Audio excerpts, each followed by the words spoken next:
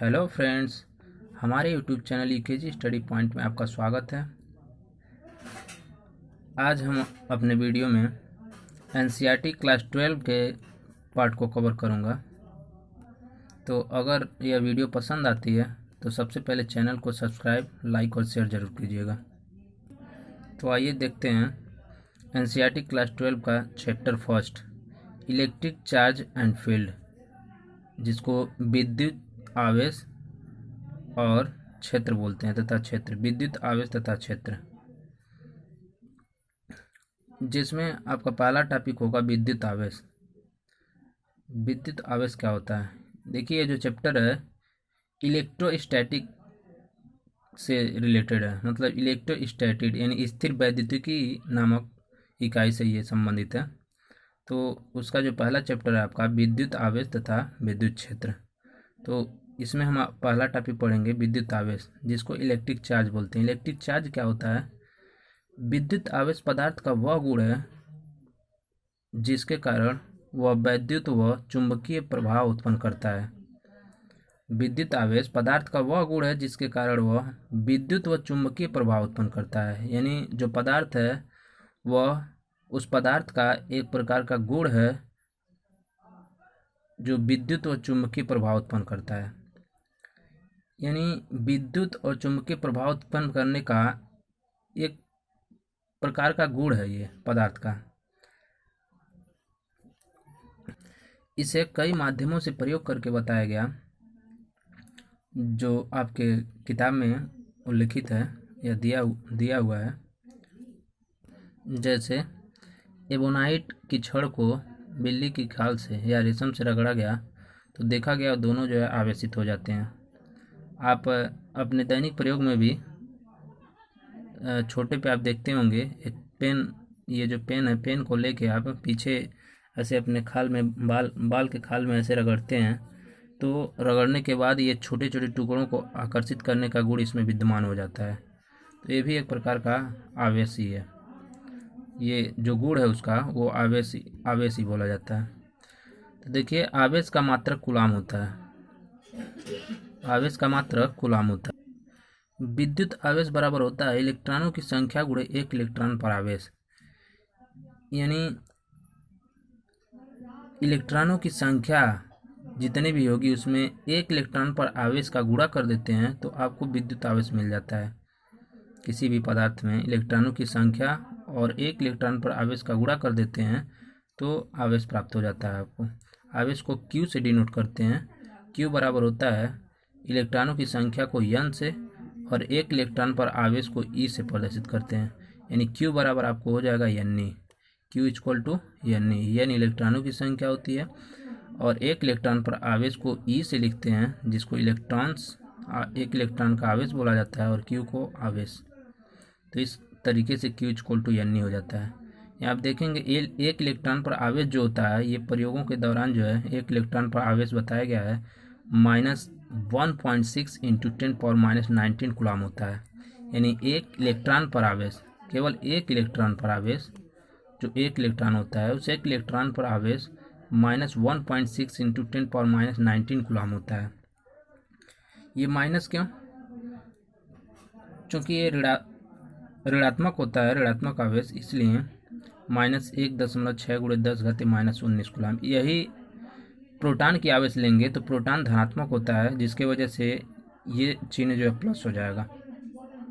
और इलेक्ट्रॉन और प्रोटॉन मात्रा में दोनों का आवेश बराबर ही होगा, बस अंतर क्या होगा, ये ऋणात्मक होगा और प्रोटॉन धनात्मक होगा। तो दोनों पे जो चार्ज होता है 1.6 × 10⁻⁻19 कूलाम होता है। आवेश दो प्रकार का होता है, ऋणात्मक आवेश और धनात्मक आवेश। ऋणात्मक को ऋण चिन्ह से लिखा जाता है, धनात्मक को धन चिन्ह से। तो इस तरीके से हमने आवेश के बारे में आज समझा। अभी आपका अगला टॉपिक होगा कूलाम का नियम, जिसको कूलम्ब्स लॉ बोलते हैं।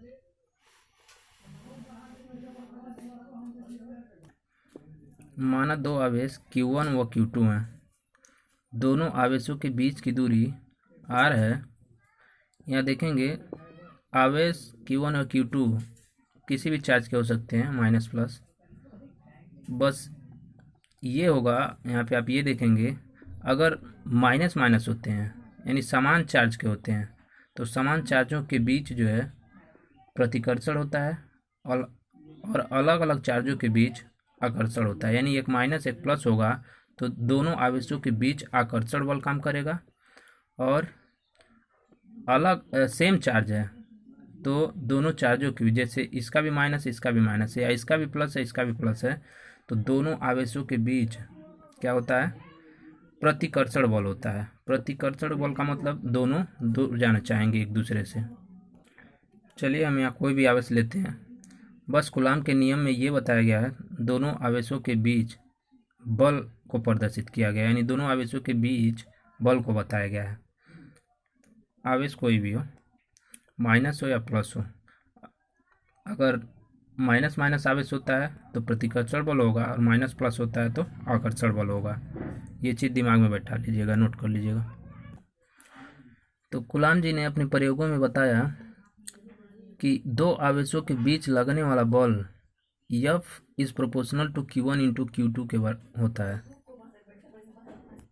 इसका क्या मतलब है कि F यानी दोनों आवेशों के बीच लगने वाला बल दोनों आवेशों के गुणनफल के अनुक्रमानुपाती होता है। इसको अनुक्रमानुपाती का साइन बोलते हैं। इसको पढ़ेंगे क्या, F is proportional to Q1 into Q2, यानी F दोनों आवेशों के गुणनफल के अनुक्रमानुपाती होता है। दूसरा नियम उन्होंने क्या बताया, F is reverse proportional to R square, यानी उन्होंने बताया दोनों आवेशों के बीच लगने वाला बल दोनों के बीच की दूरी के वर्ग के व्युत्क्रमानुपाती होता है। ये प्रोपोर्शनल का ही साइन है, बस 1/r स्क्वायर का मतलब व्युत्क्रमानुपाती।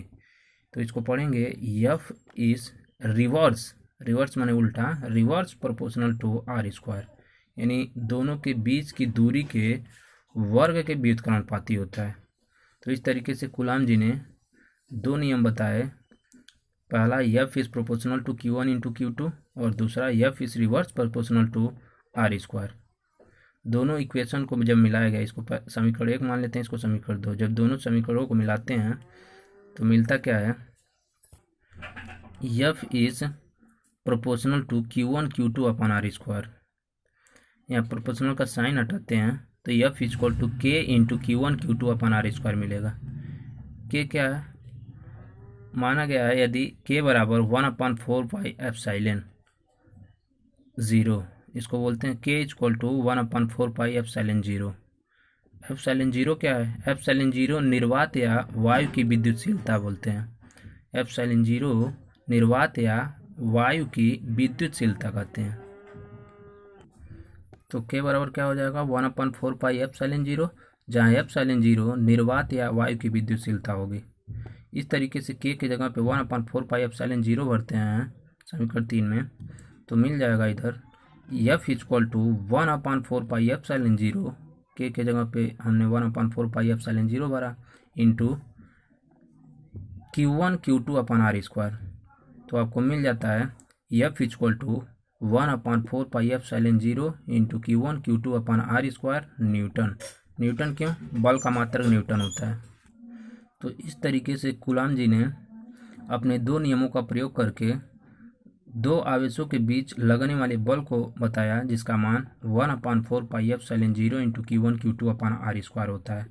ये दोनों बल किस पे डिपेंड करते हैं, Q1 Q2 यानी दोनों आवेशों पर, और दोनों आवेशों के बीच की दूरी R पर। यहाँ पे आप देखेंगे 1/4 पाई एप्सिलॉन 0 K है, इसको मतलब K के जगह पे ये रखा गया है, जिसमें इसको बोलते हैं एप्सिलॉन 0।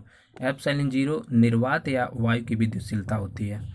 इसके बाद अभी आगे इसी को चर्चा करेंगे। फिलहाल ये वीडियो लंबा होता जा रहा है, इसलिए जो है हम कूलाम के बल को यहीं तक रहने देते हैं।